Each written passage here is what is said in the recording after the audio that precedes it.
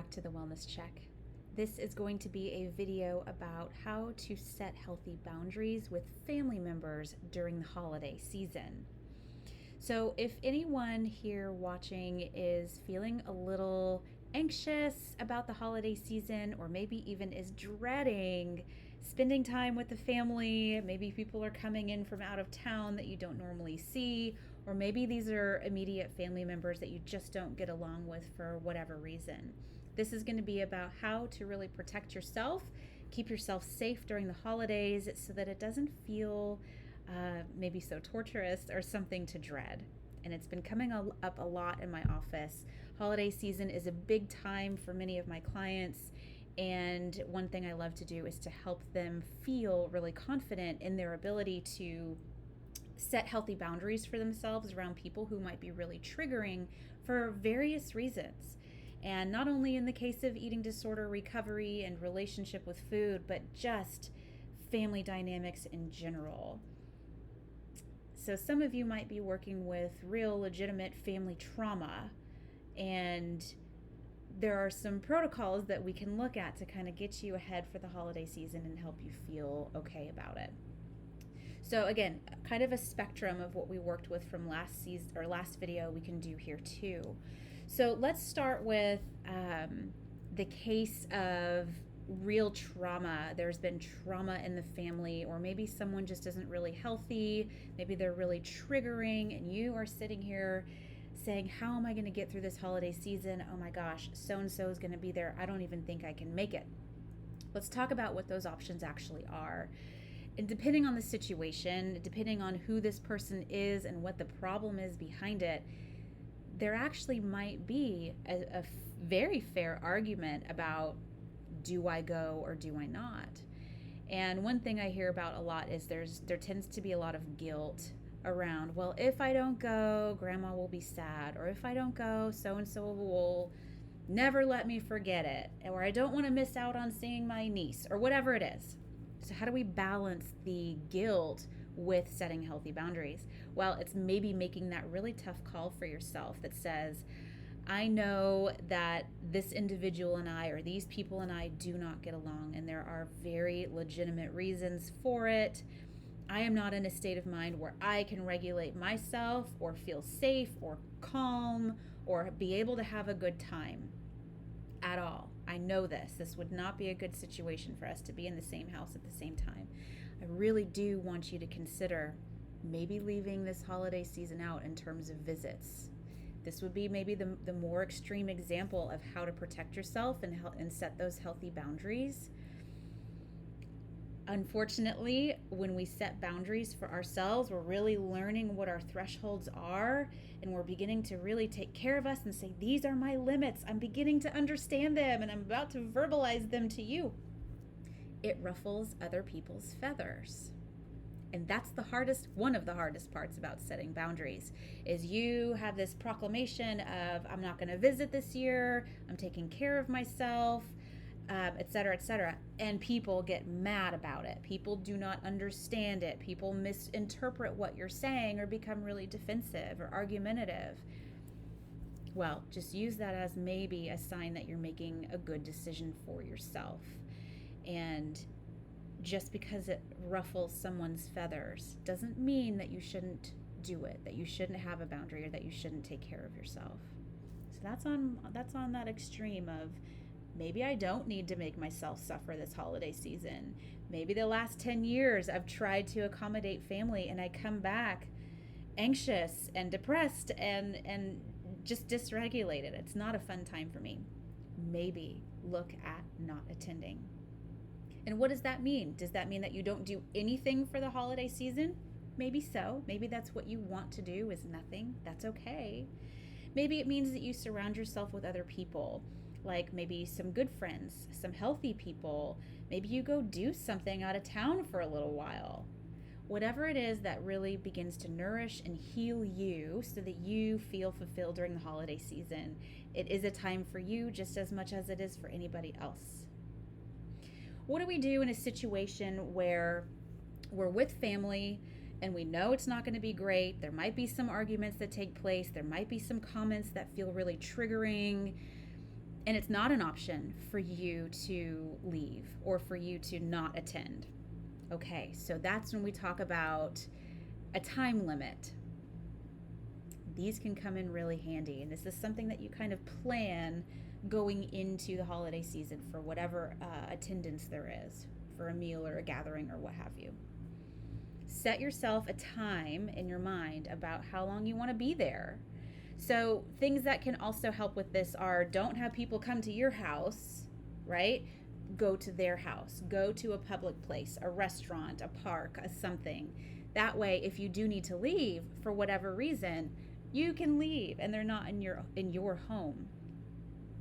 Some people will say, I'm just going to be there for an hour. I'll drop off my hot dish, I'll give my hugs and kisses, and then I got to go. I have plans, right? Other people might say, I'll stay for a couple hours. Like I can endure a meal. I can do this. If someone's being really triggering or saying something that's upsetting, or there's a big fight that bursts out, this is my plan of action, right? I can say, this is not cool for me. I am going to have to leave if this topic continues, or something along the lines of, I'm not comfortable talking about that right now, but why don't we change subjects into something else? Why don't we talk about XYZ? And sometimes with certain people, that can be easily navigated away from something potentially really troublesome at the table. So kind of looking at what conversations you are willing to have, what conversations you're not willing to have, if there are any criticisms that come out from other people, how do you want to see yourself handling that? How do you want to see yourself responding? Do you want to explode and flip the table over, or do you just want to kind of quietly say, okay, I heard what you said, we're going to move on to another subject? Or, that really hurt my feelings. After I finish this, I'm probably going to get out of here. Start thinking about what you can say to diffuse potentially arming conversations. So there's kind of a gray area between, I can't not go, but I also don't need to sit there and be abused or be around people who are just really not healthy for me right now. There's kind of what a gray area could look like. So somebody on the other end of the spectrum, somebody might be pretty well integrated with their family, with their friends, and this is going to be an okay time, but maybe something is brought up. Here are the hot ticket items that get brought up at holidays with families that can change the mood, and you can probably see these coming. So differences in politics, differences or not seeing eye to eye, or just being really defensive about religion,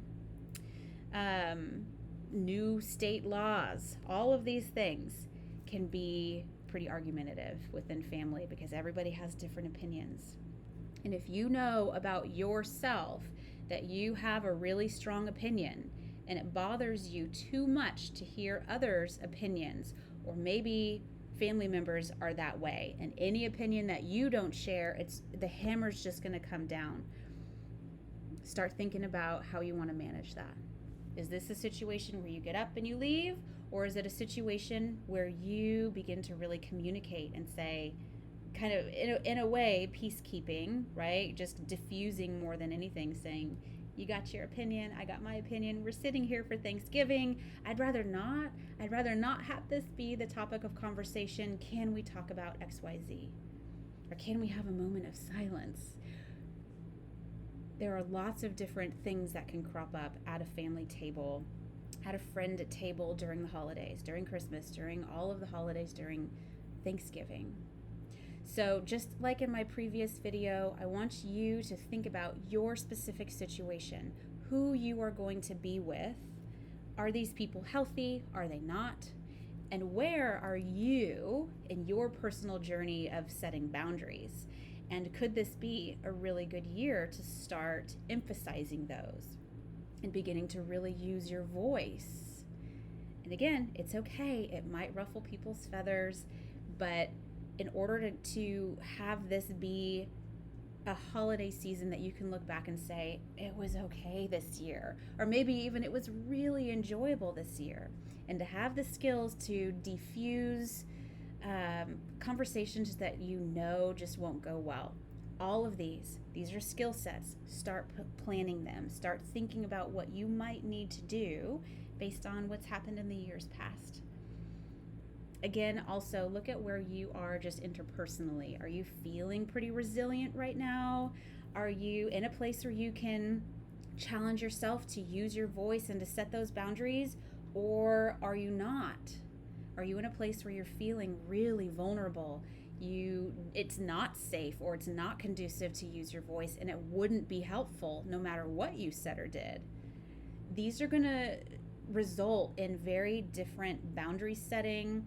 It's going to result in the holidays looking a lot different in terms of the choices that you're making to attend or not, and how you wish to attend. The big questions to kind of ask yourself when you're planning are, if something bad happens, if I know I'm going to go for a certain amount of time, and if something happens, how do I want to see myself responding? What do I need to say to preserve my own morals and values? And if need be, how do I get out of that situation? Furthermore, the cherry on top would be, if I'm not going at all, or if I have to leave, what is my exit plan, and what am I going to do with that time instead?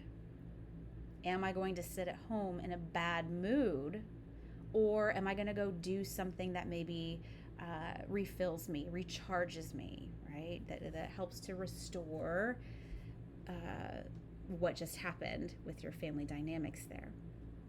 So again, all of this just to encourage you, start planning. The holiday season is upon us. We are here. Thanksgiving will be here before you even know it.